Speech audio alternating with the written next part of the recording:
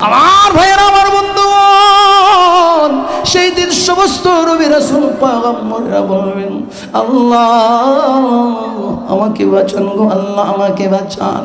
সমস্ত পয়গম্বরেরা বলবেন, ইয়াকুলু আদম সফিউল্লাহি নাফসি নাফসি, ওয়া ইয়াকুলু নূহুন নাজিউল্লাহি নাফসি নাফসি, ওয়া ইয়াকুলু ইব্রাহিম খলিলুল্লাহি নাফসি নাফসি, ওয়া ইয়াকুলু মূসা কালিমুল্লাহি নাফসি নাফসি, ويقول يوسف صديق الله نفسي نفسي، ويقول داود خليفة الله نفسي نفسي، ويقول عيسى روح الله نفسي نفسي، ويقول شفيعنا ونبينا محمد رسول الله أمتي أمتي أمتي أمتي। আমার বন্ধুগণ, সেই দিন বলতে কোন দিনকে বোঝায়? সেই দিন হইল হাসরের ময়দানের দিন। মানুষগুলি দাঁড়ায় থাকবে, একদিন নয় গো, 2 দিন নয়, 1 বছর নয় গো, 2 বছর নয়। আমার ভাইরা, আমার বন্ধুগণ, সেই দিন আল্লাহর সামনে মানুষগুলি দাঁড়ায় থাকবে টানা 50,000 বছর। 50,000 বছর পর্যন্ত আল্লাহর সামনে এক পায়ে দাঁড়ানো থাকবে। মানুষগুলি বলবে, হায় আমাদের বিচার করা হোক, জান্নাত আর জাহান্নাম যেটাই ফয়সালা হয় আমাদের বিচার করা হোক। কিন্তু এই কথাটা বলার মতো সাহস কারো কোনোদিন হবে না। পয়গম্বরকে বলবেন, ও আদম নবী, আপনি না আমাদের সকলের পিতা, জান্না গো, একটু আল্লাহকে সুপারিশ করুন, আল্লাহ যেন বিচার শুরু করে দেন। আদম বলবেন, না না না, আমি বলতে পারবো না, আমার ভয় হয়। এভাবে পয়গম্বরদেরকে যখন বলা হবে কেউ যাবে না, কিন্তু আমার পয়গম্বর বিশ্ব নবী, ও দুনিয়ার মানুষেরা শুনো, আল্লাহর নবী বিশ্ব নবী রাহমাতুল লিল আলামিন কেমন একটা পয়গম্বর, কেমন একজন নবী। সেই দিন হাসরের ময়দানে সমস্ত মানুষগুলি যখন ভয়ে আতঙ্কিত, নবী রাসূলরাও যখন আতঙ্কিত, আল্লাহর পয়গম্বর বিশ্ব নবী রাহমাতুল লিল আলামিন আল্লাহর সিংহাসনের কাছে সিজদাবনত হইয়া কান্না শুরু করবেন। আল্লাহু আকবার কর, আর একটু জোরে কর, আল্লাহু আকবার। আমার ভাইয়েরা, আমার বন্ধুগণ, সেই দিন পয়গম্বরে আরবি বিশ্ব নবী রাহমাতুল লিল আলামিন আল্লাহর কুদরতি কদমে সিজদাবনত হইয়া কান্দে, মাবুদ গো, ও মাবুদ গো, আল্লাহ আল্লাহ গো, আপনি আমার উম্মতদেরকে মাফ করে দিন। আল্লাহ, ও মাবুদ জান্নাত গো, আপনি আমার উম্মতদেরকে ক্ষমা করে দেন।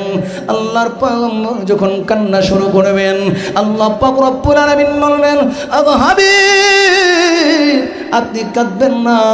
আল্লাহর পয়গম্বর বলেন, প্রভু গো, আমি কেমনে সইব গো প্রভু, আমি কেমনে সইব আমার উম্মতের ব্যথা, আমার উম্মতকে জাহান্নামে দেওয়া হবে।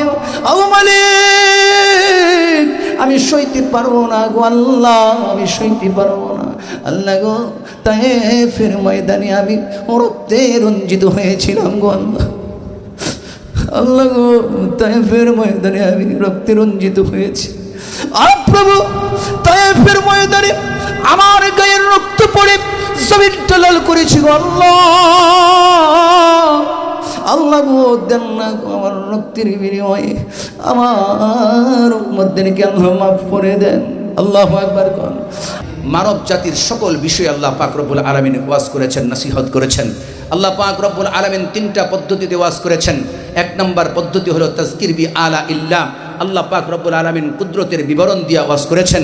আরেকটা হলো তাজকির বি আইয়াবিল্লাহ, আল্লাহ পাক রব্বুল আলামিন অতীতের ইতিহাসের বর্ণনা দিয়ে ওয়াজ করেছেন। আরেকটা হলো তাজকির বিমা বাদাল মাউত, অর্থাৎ মরণের পরের অবস্থা সম্পর্কেও আল্লাহ ওয়াজ করেছেন। কথা কোন ঠিক কিনা? আজকে যে আমি আয়াতে কারিমা তেলাওয়াত করেছি, মরণের পরের অবস্থা সম্পর্কে প্রশ্ন আসতে পারে এমন, হুজুর মরণের পরের ওয়াজ দিয়া কি হবে, কি ফায়দা হবে, কেনই বা মরণের পরের ওয়াজ শুনতে হবে? এজন্যই শুনবো মুসলমান, মরণের পরের অবস্থা সম্পর্কে মানুষ যখন জ্ঞাত হবে, মানুষ যখন এই জ্ঞান লাভ করবে মরণের পরের অবস্থা এত ভয়ঙ্কর হবে, তখন মানুষ ওই মরণের পরের অবস্থা সম্পর্কে নিজে সচেতন হয়ে দুনিয়ার জমিনের মধ্যে থেকে মরণের ভাব পরে ভালো এক অবস্থানে উত্তীর্ণ হওয়ার জন্য মেহনত করবে। মরণের পরের যে ভয়, মরণের পরের যে ভয়াবহ অবস্থা চিত্র, এটা যখন মানুষ জানবে তখন ওই ব্যক্তিটা দুনিয়ার জমিনে থাকতেই তাকে সুন্দরভাবে গঠন করার চেষ্টা করবে। বলেন ঠিক কিনা? কিয়ামত হবে এই বিষয়ে কারো কোনো আশঙ্কা আছে, সন্দেহ আছে? আল্লাহ পাক রব্বুল আলামিন কিন্তু আমাকে আপনাকে মেসেজ দিয়েছেন, বার্তা দিয়েছেন, নিঃসন্দেহে কিয়ামত হবে, এটার ভয়ঙ্করতা ভয়াবহতা অত্যন্ত প্রকট।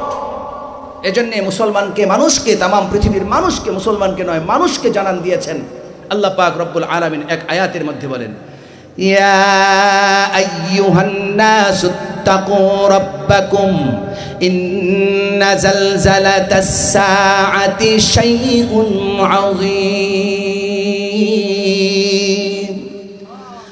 দুনিয়ার মানুষ, পৃথিবীর মানুষ, তোমরা শুনে রাখো, তোমরা জানিয়ে রাখো, জানিয়ে রাখো, ইয়া আইয়ুহান নাসু তাকু রাব্বাকুম, তোমরা তোমাদের রবকে ভয় করো, তোমরা তোমাদের রবের বিষয়ে সতর্ক থাকো, তোমরা ভয় করো তোমাদের রবকে। ইয়া আইয়ুহান নাসু তাকু রাব্বাকুম ইন্না জালজালাতাস সাআ, ইন্না জালজালাতাস সাআতি শাইউন আযীম। দুনিয়ার মানুষ শোনো, তোমরা তোমাদের রবকে ভয় করো, রবকে ভয় করো, কারণ জানিয়ে রাখো গো, তোমরা জানিয়ে রাখো, নিশ্চয়ই কিয়ামতের ভয়তা, ভয়ঙ্করতা, নিশ্চয়ই জালজালা, কিয়ামতের জালজালা বড় ভয়ঙ্কর, বড় ভয়ঙ্কর। আমার ভাইয়ের, আমার বন্ধুগণ, আল্লাহ পাক রব্বুল আলামিন যখন নাকি ইসরাফিল আলাইহিস সালাতু ওয়াস সালামকে ডাক দিয়ে বলবেন, ইসরাফিল দে রে, ইসরাফিল সিংহার মধ্যে ফুঁকটা মারিয়া দে। আল্লাহ পাক রব্বুল আলামিন বলার সঙ্গে সঙ্গে আর কিন্তু তিনি বিলম্বিত করবেন না, তিনি কালক্ষেপণ করবেন না, তিনি সময় নষ্ট করবেন না। আল্লাহ তাআলার হুকুম পাওয়ার পরে ইসরাফিল আলাইহিস সালাতু ওয়াস সালাম আর বিলম্বিত না করে এমন একটা ফুৎকার মেরে দিবেন, ফুৎকারের প্রচণ্ডতার কারণে যেদিন ফুৎকার দিবেন, ফুৎকারটা কেমন হবে? এই ফুৎকারটা একদিন দুই দিন নয়, টানা 6 মাস পর্যন্ত বাড়তে থাকবে। মানুষগুলি আতঙ্কিত হয়ে যাবে, মানুষের ভিতরে একটা ভয় ঢুকে যাবে, মানুষ একে অপরকে বলতে থাকবে, ও ভাই শুনছনি, বলো না গো, এটা কিসের আওয়াজ, কিসের এত প্রচণ্ডতা শোনা যায়? আমার ভাইয়ের, আমার বন্ধুগণ, মানুষগুলি পাগল পারা হয়ে যাবে। আল্লাহ পাক রব্বুল আলামিন বলেন, আল কারিআ, আল কারিআতু মাল কারিআ ওয়া মা আদরাকা মাল কারিআ। প্রকট আওয়াজ, বিকট আওয়াজ, এই আওয়াজটা যখন মানুষ পাবে, মানুষের আর কোনো হুঁশ থাকবে না। মানুষের অবস্থাটা কেমন হবে? আল্লাহ পাক রব্বুল আলামিন বলেন, يوم يكون الناس كالفراش المبثوث। ও দুনিয়ার মানুষেরা শোনো, সেই দিন মানুষের অবস্থা কেমন হবে? আমার ভাইয়েরা, আমার বন্ধুগণ, এই প্রচণ্ডতার কারণে, এই বিকট আওয়াজ হওয়ার কারণে মানুষের অবস্থাটা কেমন হবে? মানুষগুলি পঙ্গপালের ন্যায় উড়িয়া যাইব, মানুষগুলির অস্তিত্ব হারাইয়া ফেলবে, মানুষের কোনো অস্তিত্বই থাকবে না। আল্লাহ আরেকখান আয়াতের মধ্যে বলেন, ইয়াউমা তারাউনাহা তাযহালু কুল্লু মুরদিআতিন আম্মা আরদাআত ওয়া তাদাউ কুল্লু যাতি হামলিন হামলাহা ওয়া তারান নাসা সুকারা ওয়া মা হুম বিসুকারা ওয়ালাকিন্না আযাবাল্লাহি শাদীদ।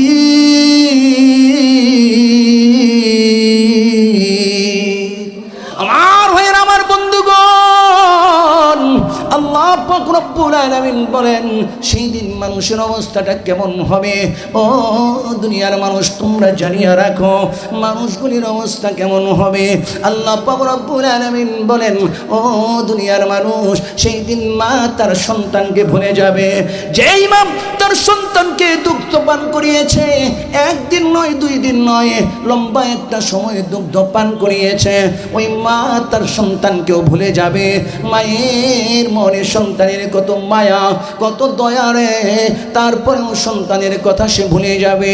আমার ভাইরা, আল্লাহ পাক রব্বুল আলামিন বলেন ও দুনিয়ার মানুষ শোনো, গর্ভধারিণী মা যখন নাকি গর্ভপাত ঘটায়, আমার ভাইরা আমার বন্ধুগণ, যখন নাকি গর্ভধারিণী মা আমাদের মা বোনদের দেখা যায় যখন নাকি প্রসব ব্যথা উঠে যায়, প্রসব বেদনা যখন শুরু হয়ে যায়, শুরু হইবার পরে দেখবেন আশেপাশের সমস্ত বাড়িগুলি জানান দেয় ওই মার এত কষ্ট হয় এত কষ্ট হয়। কিন্তু আল্লাহ পাক রব্বুল আলামিন বলেন এই প্রকটতার কারণে এই বিকটতার কারণে সেই দিন মা তার গর্ভপাত ঘটিয়ে ফেলবে, কিন্তু ওই মায়ের কোনো খবরই থাকবে না। আল্লাহ পাক রব্বুল আলামিন বলেন ও দুনিয়ার মানুষ জানিয়ে রাখো ইয়া আইয়ুহান নাসুত্তাকু রাব্বাকুম ইন্না জালজালাতাস সাআতি শাইউন আযীম ইয়াওমা তারাউনাহা তাযহালু কুল্লু মুরদিআতিন আম্মা আরদাআত ওয়া তাদাউ কুল্লু যাতি হামলিন হামলাহা ওয়া তারান নাসা সুকারা ওয়া মা হুম বিসুকারা ওয়ালাকিন্না আযাবাল্লাহি শাদীদ।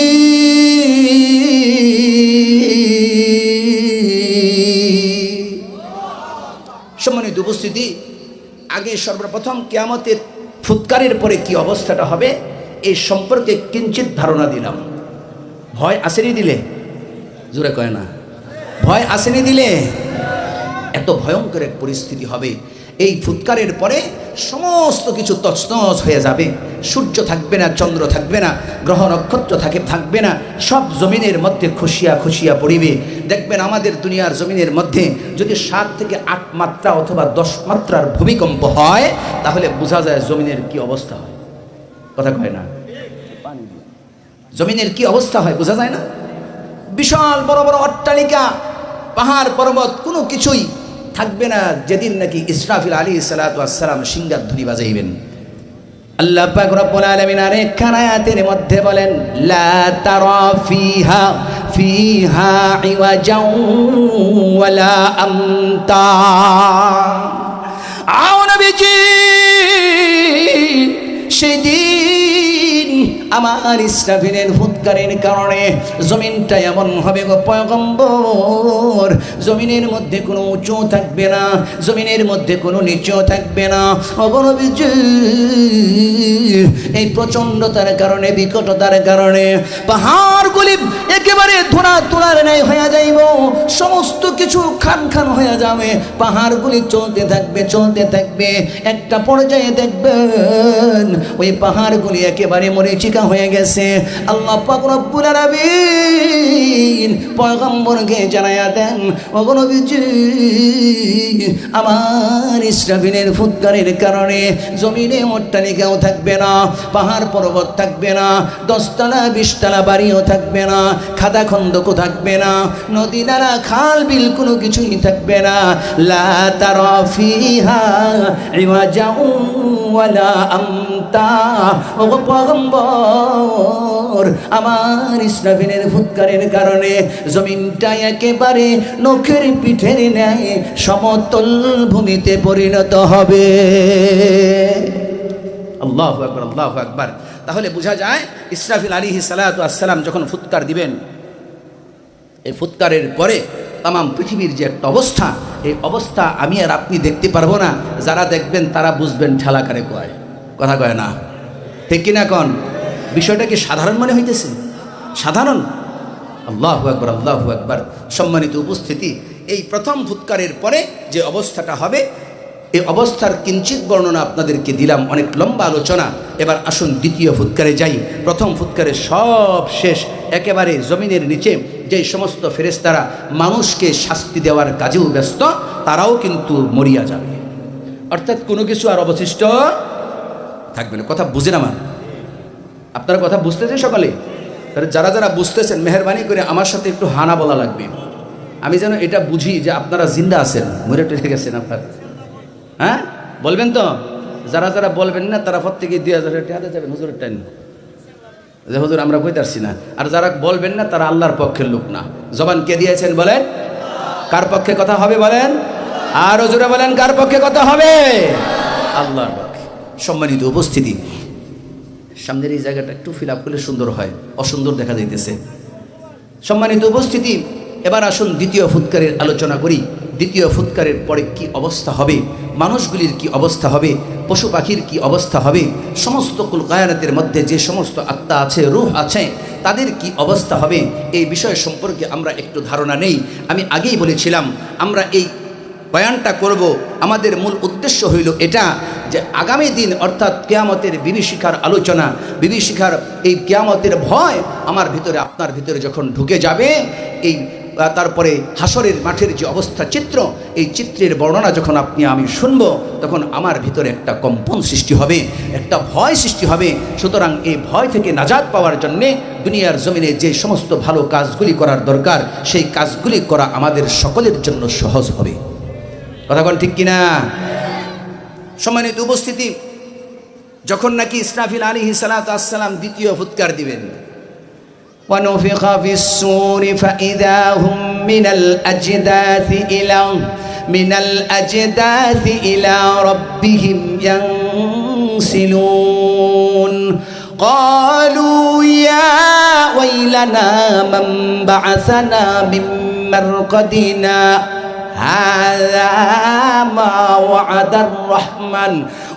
الرحمن وصدق المرسلون إن كانت إلا صيحة واحدة فإذا هم جميع لدينا محضرون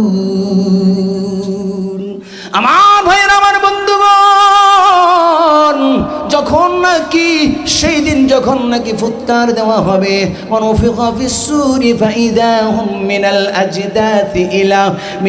আজদাথি ইলা রাব্বিহিম ইয়ানসিলুন। এই ফুৎকার দেওয়ার পরে মানুষগুলি তার রবের দিকে দৌড়াইতে থাকবে, এমন ভাবে দৌড়াইতে থাকবে যেন তারা কোনো লক্ষ্য বস্তুর দিকে দৌড়াইতেছে, তারা লক্ষ্য বস্তুর দিকে দৌড়াইতেছে। কিন্তু মানুষ সেখানে যাওয়ার সময় মানুষগুলি উঁচু করে, মাথা উঁচু করে দৌড়াতে পারবে না। মানুষগুলি লজ্জাস্কর অবস্থায় মাথা নত করিয়া তারা সেই দিকে ধাবমান হবে, কারণ আল্লাহ পাক রব্বুল আলামিন বিচারের জন্য মানুষকে ডাক দিয়েছেন। ও দুনিয়ার মানুষ, যেদিন ইসরাফিল আলাইহিস সালাতু ওয়াস সালাম প্রথম ফুৎকার দিয়েছিলেন, ওই ফুৎকারের পরে तमाम পৃথিবীর সমস্ত কিছু একেবারে মরিয়া গেল। তারপরে এই রূহগুলি কোথায় ছিল, এই বিষয়টা আমাদের একটু জানার দরকার। প্রথম ফুৎকার থেকে দ্বিতীয় ফুৎকার এর মধ্যবর্তী সময় কতদিন ছিল, এটাও জানা দরকার। কথা কয় না?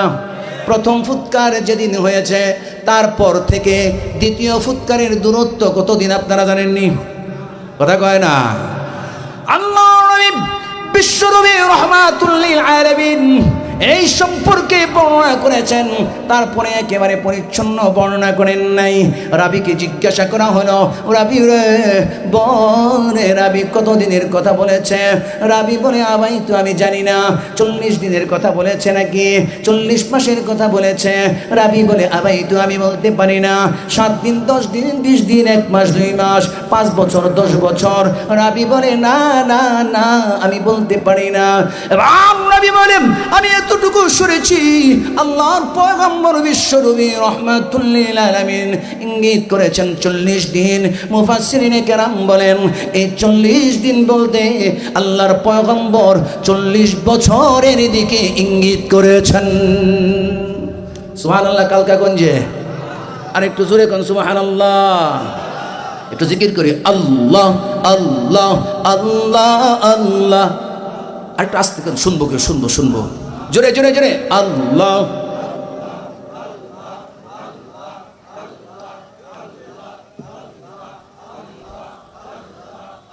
জোরে আল্লাহ আল্লাহ আল্লাহ আল্লাহ আল্লাহ আল্লাহ আল্লাহ আল্লাহ।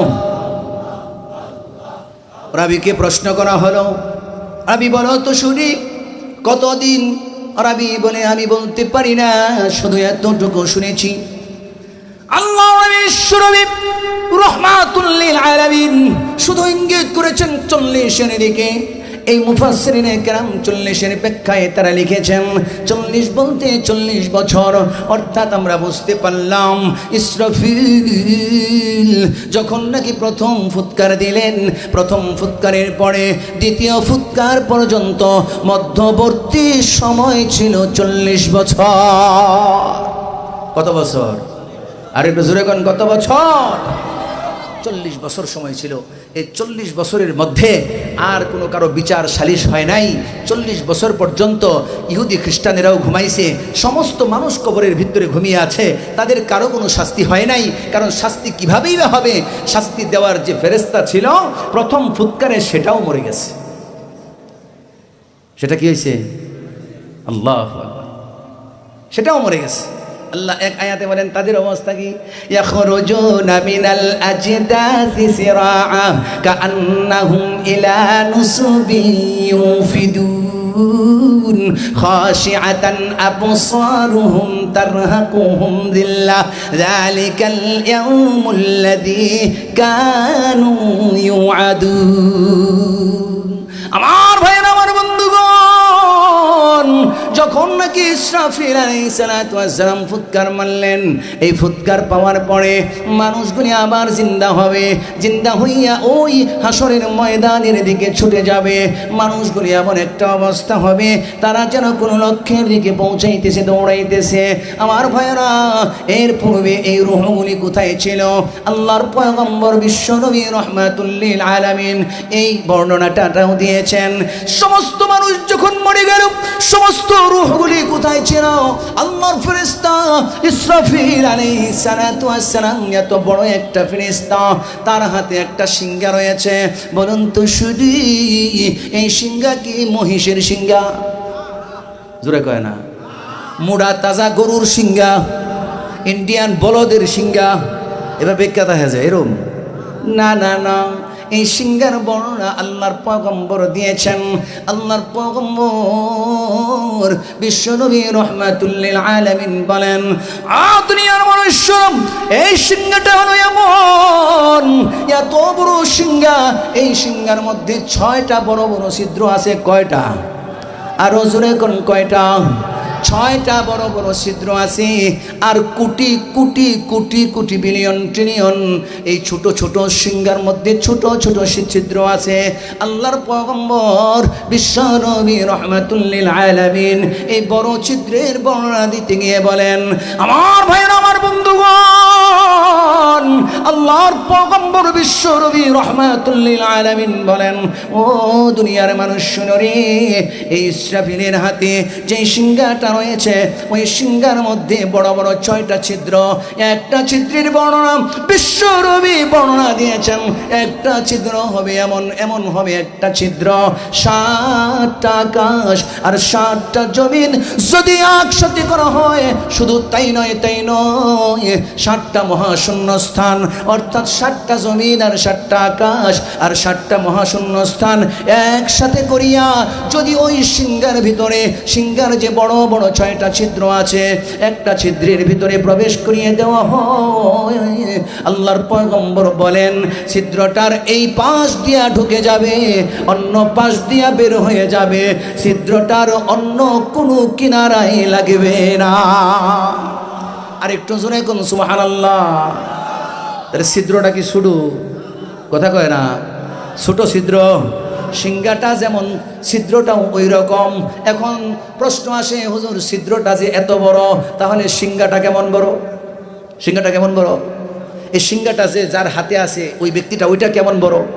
অর্থাৎ ইসরাফিল আলাইহিস সালাতু ওয়াস সালাম কেমন বড়? যে হাত দিয়া ধরে রাখছে ওই হাতগুলি কেমন বড়? বুঝে আসছে? বুঝে আসছে আপনাদের কেমন বড় হতে পারে?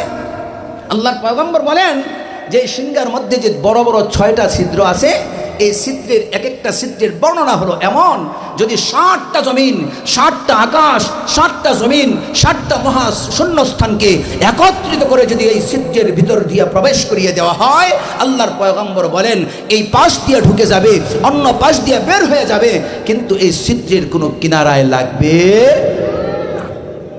তাহলে কি ছিদ্রটা কি ছোট না বড়? এবার ছোট ছোট যে ছিদ্র আছে, এত অসংখ্য ছিদ্র, আপনারা এখানে দাঁড়িয়ে আছেন, একটু বিরক্ত বোধ করছি, মেহরবানি করে এটার ভিতরে চলে আসলে ভালো হয়। সম্মানিত উপস্থিতি, ছোট ছিদ্রের বর্ণনা হলো কেমন? হলো এমন, ছোট ছিদ্রগুলি এত বেশি পরিমাণ হযরত আদম আলাইহিস সালাতু ওয়াস সালাম থেকে শুরু করে একেবারে শেষ জামানা পর্যন্ত, শেষ দিন পর্যন্ত যত রূহ এই জমিনের মধ্যে এসেছে, সমস্ত রূহ অর্থাৎ ইসরাফিল আলাইহিস সালাতু ওয়াস সালাম প্রথম ফুৎকার দেওয়ার পরে সমস্ত রূহগুলি ইসরাফিল আলাইহিস সালাতু ওয়াস সালামের ওই সিংহার ছোট ছোট ছিদ্রের ভিতরে প্রবেশ করেছে। সুবহানাল্লাহ। ছিদ্রের ভিতরে ঢুকে গেছে। এবার এগুলো কিভাবে বের হবে? যখন দ্বিতীয় ফুৎকার দেওয়া হয় কিভাবে বের হবে? একটু আতঙ্কের বিষয় আছে, টেনশনের বিষয় আছে। কারণ হইল যে এই যে ছিদ্রের ভিতরে ছোট ছোট, দেখেন আপনারা ছোট ছোট বাচ্চারা অনেক সময় সাবান দিয়ে ফেনা করে এক জাতীয় কি জানি আছে, চুবান দিয়া ফু দিলে ওই দিক দিয়া কি হয়, ফুটকা বের হয়ে যায়। আছে কিনা নাই? আছে কিনা নাই? যখন নাকি এরকম ফু দেয়, হ্যাঁ, সাবানের ফেনার মধ্যে চুবান দেয়, হ্যাঁ, ডুবাইয়া দিয়া যখন বের করে ফু দেয়, ওই পাশ দিয়া সুন্দর করে ফুটকা উঠতে থাকে। আল্লাহু আকবার। ইসরাফিল আলাইহিস সালাতু ওয়াস সালাম যখন ফুঁক দিবেন, ফুঁক দেওয়ার পরে ওই ছোট্ট ছোট্ট ছিদ্রের ভিতরে যে মানুষের রূহ ছিল, সমস্ত রূহগুলি পঙ্গপালের ন্যায় ওই ছিদ্র থেকে বের হয়ে প্রত্যেকটা মানুষের আপন আপন বডি তারা তালাশ করতে শুরু করবে। সুবহানাল্লাহ। আপন বডি তারা খুঁজতে থাকবে, কে কোথায় আছে। এখন প্রশ্ন হইল, হুজুর যদি এরকম খুঁজতে যাইয়া দুর্ঘটনা একটা ঘটতে যায়, ফেরাউনের ভিতরে যদি এক আল্লাহর ওলির রূহ যায় ঢুকে, অবস্থাটা কি হইব? কথা কয় না? হ্যাঁ, নমরুদের ভিতরে যদি ভুল করে ঢুকে যায়, এই লোক সারা জীবন ইবাদত বন্দেগী করছে, এখন যায় দেখা যায় নমরুদের ভিতরে এই ছিদ্রের এরকম যায় রূহ যায় নমরুদের ভিতরে ভুলবশত ঢুকে গেছে গা, ফিটনি কিরম হইব? বাচ্চা দেখি, হ্যাঁ, বরবাদ হইতো না? এখন প্রশ্ন হলো, তাহলে তারা তালাশ করবে কেমনি, আর কেমনেই বা তারা তাদের আপন আপন বডিকে খুঁজে বের করবে? আল্লাহর নবী বিশ্বনবী রাহমাতুল লিল আলামিন বলেন, সেই দিন যখন নাকি সিংহার মধ্যে ফুঁক দিবে, ফুঁকটা দেওয়ার পরে ছোট ছোট ছিদ্র থেকে যখন রূহগুলি বের হয়ে আসবে, রূহগুলি বের হইয়া আপন আপন বডি তারা তালাশ করবে। আমার আল্লাহ পাক রব্বুল আলামিন ওই সমস্ত রূহের ভিতরে সেই দিন একটা কাজ করে দিবেন, সমস্ত রূহের মধ্যে একটা কুদরতি নাক লাগাইয়া দিবেন। ওই নাক দিয়া তারা ঘ্রাণ শুনতে থাকবে, ঘ্রাণ শুনিয়া শুনিয়া তারা আস্তে আস্তে যাইয়া আপন আপন বডি তালাশ করে ওই বডির ভিতরে ফিট হয়ে যাবে। আর একটু জোরে কোন সুবহানাল্লাহ, আরো জোরে বলেন সুবহানাল্লাহ। আল্লাহ, আল্লাহ কি পারবে কিনা? পারবে কিনা? আল্লাহ পাক রব্বুল আলামিন তো চাইলেই হয়ে যায়, নাকি কোন? আল্লাহ পাক রব্বুল আলামিন চাইলেই কিন্তু হয়ে যায়। আল্লাহ যখন বলেন কুন, আর ফায়াকুন হয়ে যায়। আল্লাহ এক আয়াতের মধ্যে বলেন, বাদিউস সামাওয়াতি ওয়াল আরদ ওয়া ইযা কাদা আমরান ফাইন্নামা ইয়াকুলু লাহু কুন ফায়াকুন। আল্লাহু আকবার। আমার ভাইয়েরা, আমার বন্ধুগণ, আল্লাহ পাক রব্বুল আলামিন যখন নাকি বলেন কুন আর ফায়াকুন হয়ে যায়, এটা আল্লাহর জন্য কঠিন কাজ নয়।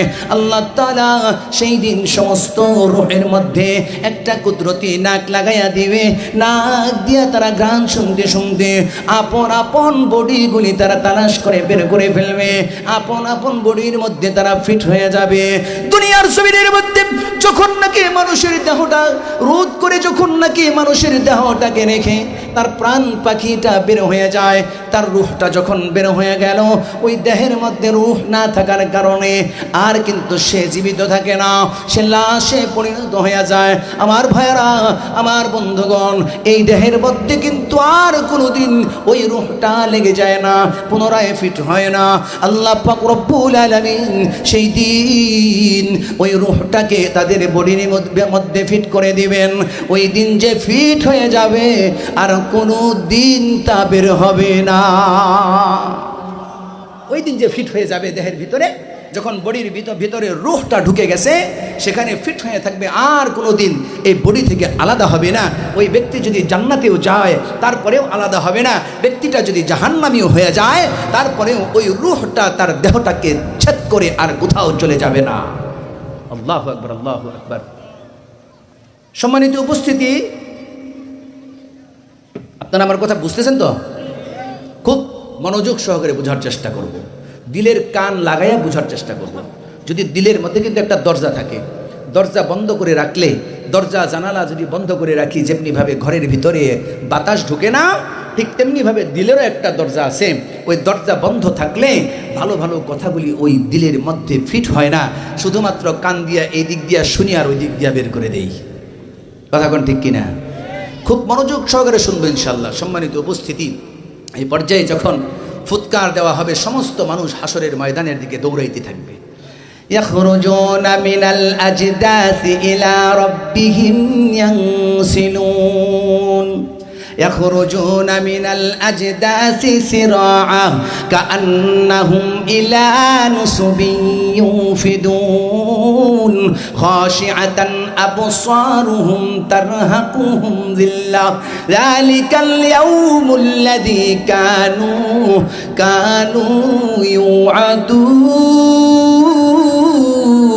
يوعدون.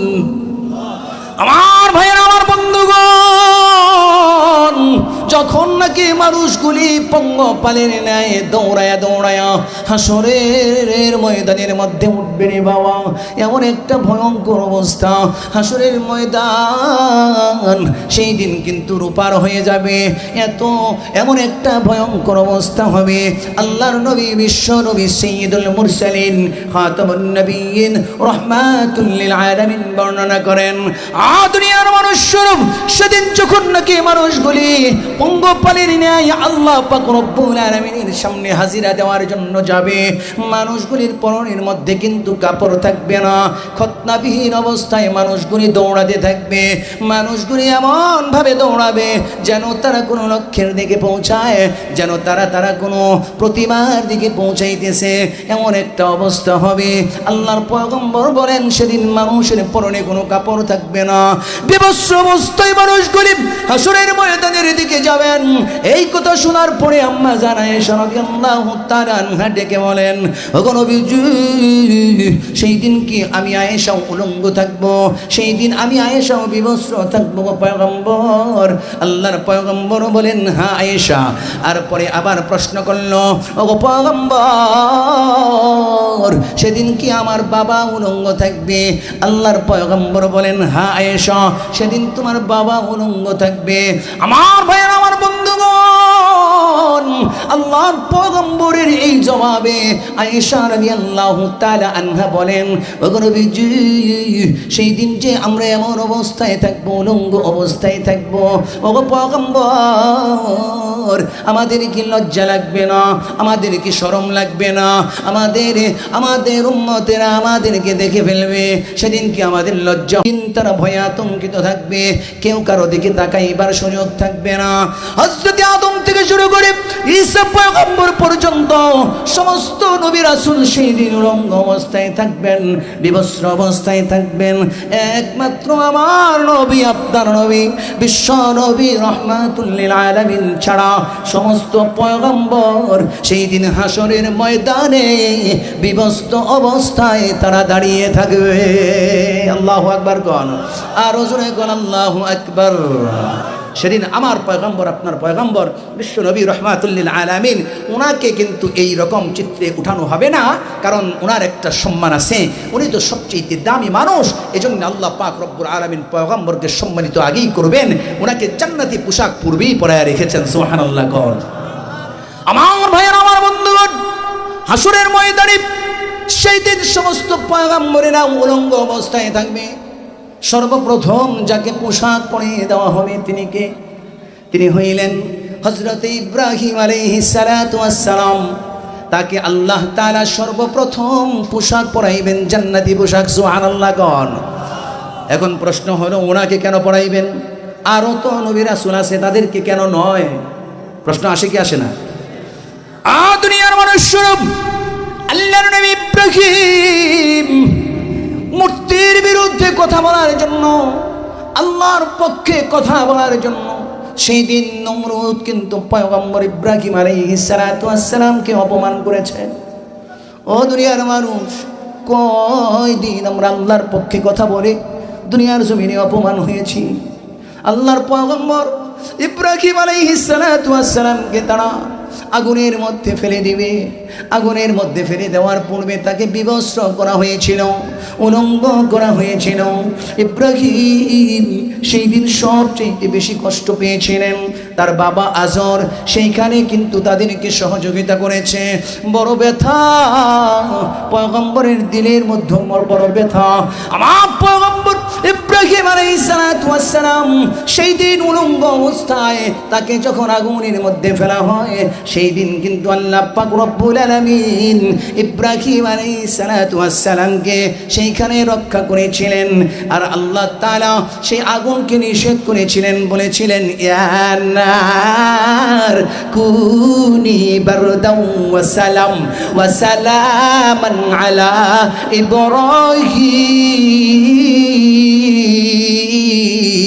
ইব্রাহিম। আমার ভাইরা, আমার বন্ধুগণ, আল্লাহ পাক রব্বুল আলামিন ইব্রাহিম আলাইহিস সালাতু ওয়াস সালামকে পড়তে দেন নাই। সেইখানে জান্নাতি পোশাক তার গায়ের মধ্যে পরিয়ে দেওয়া হয়েছিল। ওই দিন, সেই দিন কিয়ামতের ময়দানে, হাসরের ময়দানে আল্লাহ পাক রব্বুল আলামিন কেন খলিলকে জান্নাতি পোশাক সর্বপ্রথম পরাইবেন? আল্লাহ পাক রব্বুল আলামিন জানান দিতে চান। আল্লাহ বলবেন, ও কাফির মুশরিকের দলেরা, ও নমরুদের বাহিনী, ও নাস্তিক মুত্তাদের দলেরা, সেই দিন আমার পয়গম্বর ইব্রাহিমকে তোমরা কষ্ট দিয়ে আনন্দ উপভোগ করেছ। সেই দিন আমার ইব্রাহিম, আমার খলিল, আমি আল্লাহর কাছে সাহায্য প্রার্থনা করেছে, আমি আল্লাহ তাকে সাহায্য করেছিলাম। আজকে তাকায়া দেখো, তোমরা যারা ইব্রাহিমকে কষ্ট দিয়েছ, বিবস্ত্র করেছ, আমি আল্লাহ তোমাদেরকে বিবস্ত্র বানায়া দিলাম। আমার পয়গম্বর খলিলকে আমি জান্নাতি পোশাক পরাইয়া দিয়েছি। আর একটু জোরে কোন সুবহানাল্লাহ। লা ইলাহা ইল্লাল্লাহ। জোরে জোরে।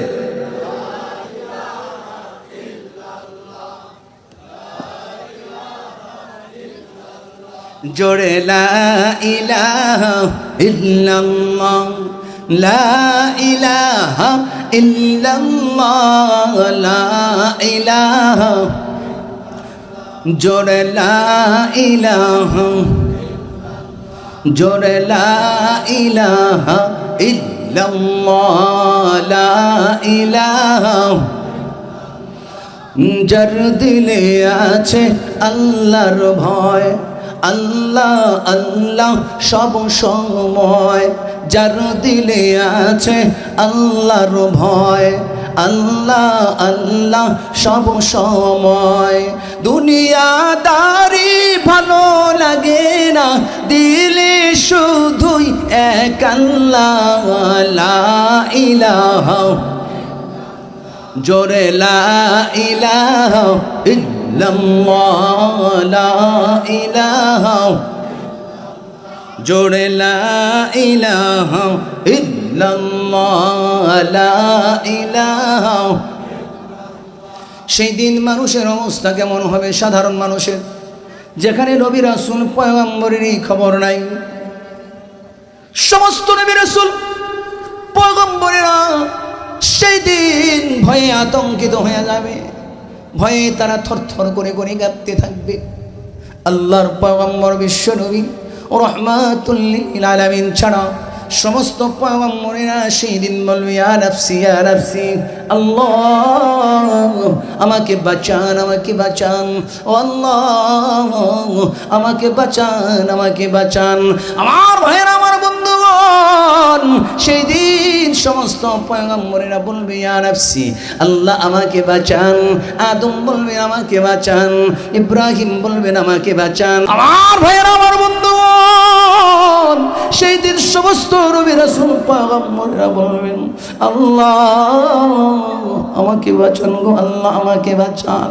সমস্ত পয়গম্বরেরা বলবেন ইয়াকুলু আদম সফিউল্লাহি নাফসি নাফসি, ওয়া ইয়াকুলু নূহুন নাজিউল্লাহি নাফসি নাফসি, ওয়া ইয়াকুলু ইব্রাহিম খলিলুল্লাহি নাফসি নাফসি, ওয়া ইয়াকুলু মূসা কালিমুল্লাহি নাফসি নাফসি, ওয়া ইয়াকুলু ইউসুফ সিদ্দিকুল্লাহি নাফসি নাফসি, ওয়া ইয়াকুলু দাউদ খলিফাতুল্লাহি নাফসি নাফসি, ওয়া ইয়াকুলু ঈসা রূহুল্লাহি নাফসি নাফসি, ওয়া ইয়াকুলু শাফিউনা ওয়া নাবিয়ুনা মুহাম্মাদুর রাসূলুল্লাহ উম্মতি উম্মতি উম্মতি উম্মতি।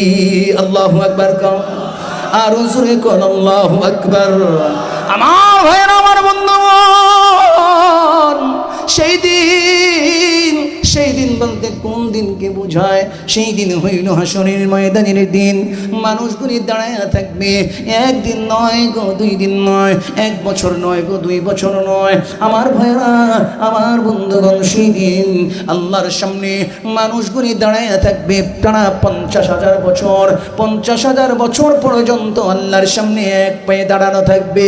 মানুষগুলি বলবে হায় আমাদের বিচার করা হোক, জান্নাত আর জাহান্নাম যেটাই ফয়সালা হয় আমাদের বিচার করা হোক। কিন্তু এই কথাটা বলার মতো সাহস কারো কোনোদিন হবে না।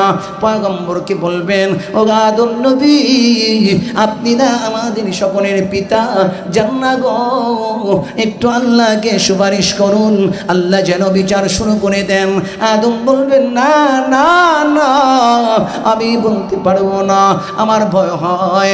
এভাবে পয়গম্বরদেরকে যখন বলা হবে কেউ যাবে না, কিন্তু আমার পয়গম্বর বিশ্বনবী, ও দুনিয়ার মানুষেরা শোনো, আল্লাহর নবী বিশ্বনবী রাহমাতুল লিল আলামিন কেমন একটা পয়গম্বর, কেমন একজন নবী।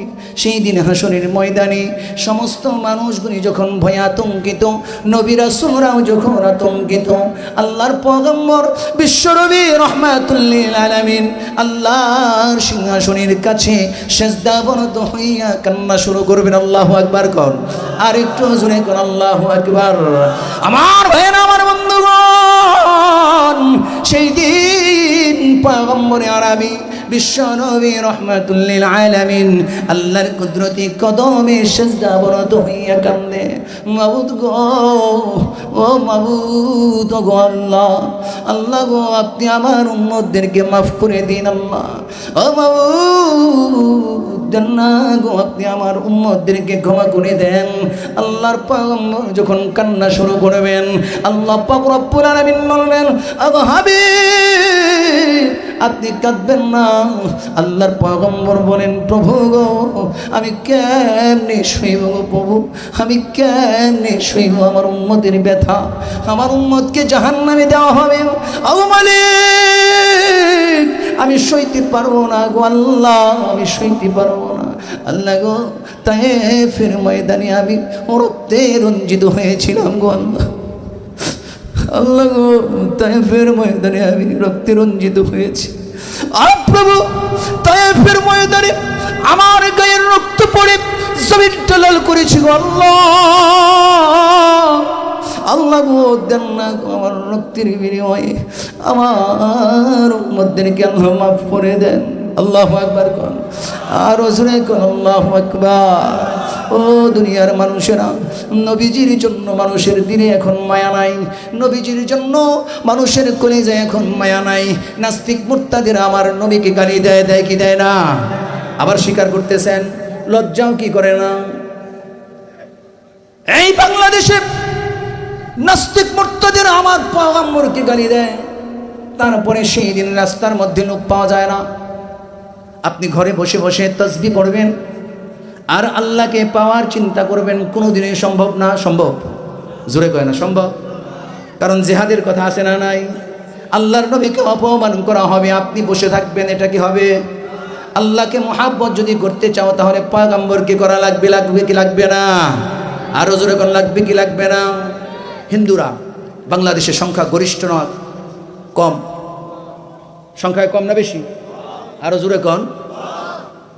সাধারণত আমরা মুসলমানরা যদি কোথাও হাইটা যাই, সারা বাংলাদেশের সমস্ত হিন্দুদেরকে যদি একসাথে করা হয়, হাইটা গেলে পায়ের নিচে পড়ে শেষ হয়ে যাবে। আরো জোরে কোন ঠিক কিনা? এই হিন্দুত্ববাদী সংগঠন ইসকনের লোকেরা আল্লাহর রাসূলকে গালি দেয়, আমার নবীকে গালি দেয়, আল্লাহকে গালি দেয়, মুসলমানদেরকে ধর্ষণ করে, মুসলমান মহিলাদেরকে মেয়েদেরকে ধর্ষণ করে। আমরা কেমন মুসলমান হইলাম? নিজেকে মুসলমান বলে দাবি করতে পারি ঠিক, যখন নাকি মুসলমানদের উপরে আঘাত আসে, আমার সন্তানকে আঘাত করা হয়, আমার মা বোনদের ইজ্জত নিয়ে সিনেমিনে খেলা হয়, আল্লাহর কসম কোন মুসলমান সেই দিন বসে থাকতে পারে না, বসে থাকতে পারে না। যদি সে বসে থাকে তাহলে সে মুসলমান হতে পারে না। ইসকনদেরকে নিয়ে কথা বললে, গত কয়েকদিন আগে এক মসজিদের মধ্যে এক হুজুর দেখছি, লম্বা দাড়িওয়ালা, গ্রে বিয়ার্ডেড, ধূসর দাড়িওয়ালা লোক, বলতেছে ইমাম সাহেবকে আপনি ইসকন নিয়ে কথা বললেন কেন?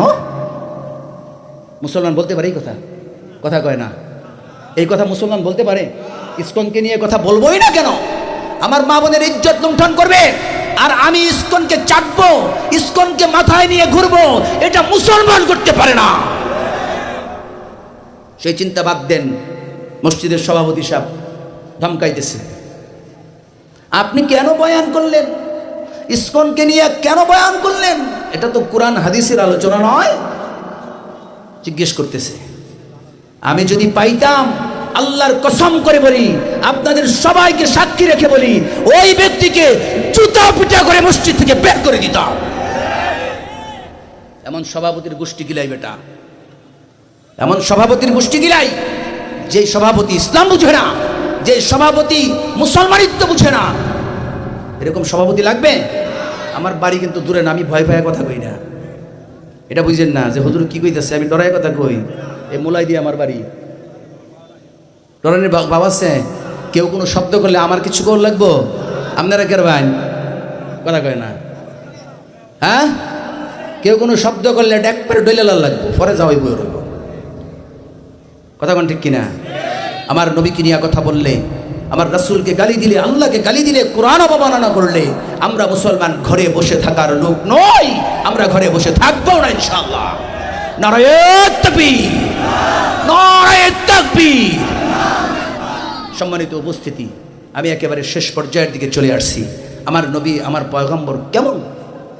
আমার দরদ নাই, আমার দরদ নাই, আমার ভালোবাসা নাই, মোহাব্বত নাই, কিন্তু আল্লাহর নবী, বিশ্ব নবী, সৈয়দুল মুরসালিন, খাতামুন নবিয়্যিন, রাহমাতুল লিল আলামিন, তিনি আমাকে আপনাকে কতটুকু মহাব্বত করেন। হাসরের ময়দানে এই ভয়ঙ্কর পরিস্থিতির মধ্যে সমস্ত পয়গম্বরেরা যখন নাকি বলবেন ইয়া নাফসি, ইয়া নাফসি, আল্লাহ আমাকে বাঁচান, আল্লাহ আমাকে বাঁচান, সমস্ত পয়গম্বরেরা বলবেন আল্লাহ আমাকে বাঁচান। আমার নবী, আপনার নবী, বিশ্ব নবী, সৈয়দুল মুরসালিন, খাতামুন নবিয়্যিন, সেই দিন কিন্তু এই কথা বলবেন না যে আল্লাহ আপনি আমাকে বাঁচান, বরঞ্চ তিনি এই কথা বলবেন, তিনি এই কথা বলবেন, তিনি এই কথা বলবেন, আল্লাহ আপনি আমার উম্মতকে বাঁচান। সুবহানাল্লাহ কালকা কইেন, আরো জোরে বলেন সুবহানাল্লাহ। সম্মানিত উপস্থিতি, আল্লাহর পয়গম্বর বিশ্ব নবী রাহমাতুল লিল আলামিন সিজদায় পড়ে গেলেন। আল্লাহর কুদরতি কদমের মধ্যে সিজদায় পড়ে গিয়া কান্দে, আল্লাহ মাবুদ গো, আপনি আমার উম্মতকে মাফ করে দিন গো আল্লাহ। হগো প্রভু, আমার উম্মতদেরকে আপনি মাফ করে দিন।